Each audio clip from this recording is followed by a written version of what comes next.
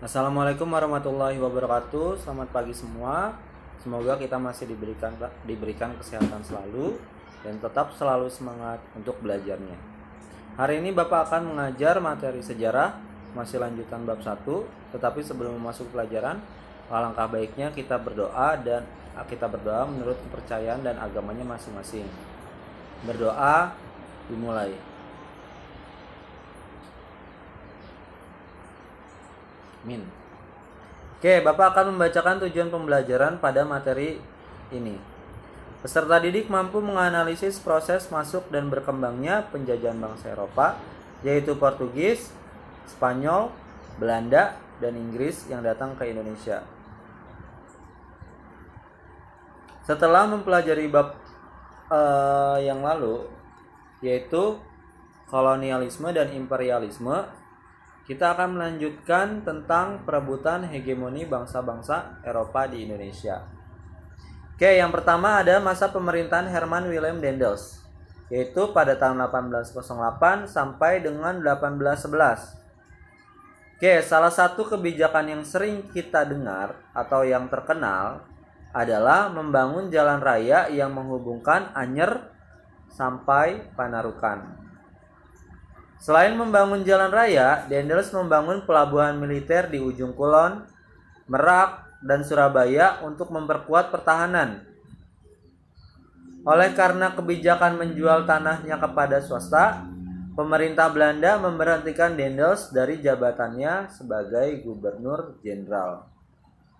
Kemudian ada masa pemerintahan Jan Willem Jansen, yaitu pada tahun 1811.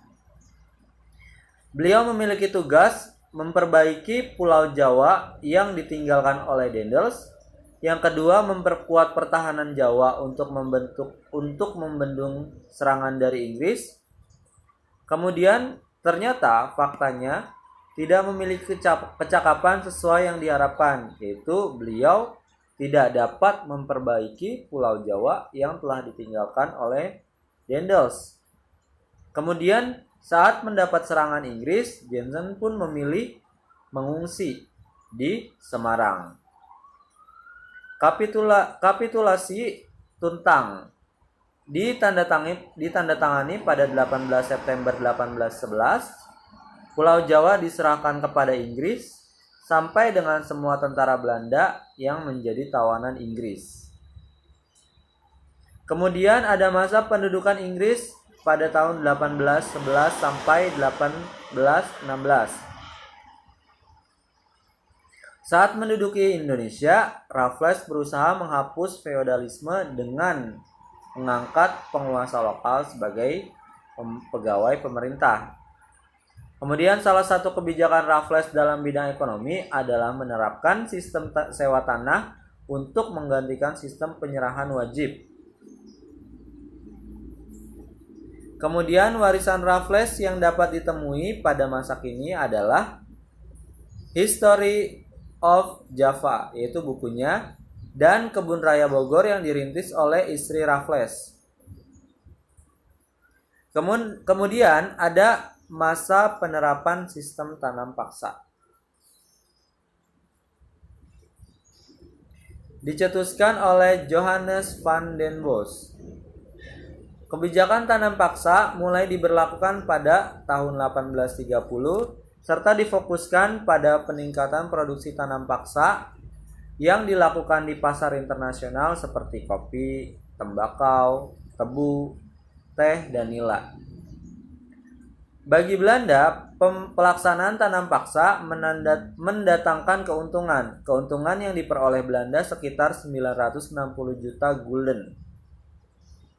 Bagi bangsa Indonesia, tanam paksa menyengsarakan. Meskipun demikian, melalui tanam paksa, bangsa Indonesia mengenal jenis komoditas baru yang laku di pasar internasional.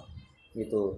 Jadi, kalau dilihat dari segi usahanya pada waktu dulu tanam paksa, banyak korban yang berjatuhan. Sehingga amat sangat merugikan bagi Indonesia.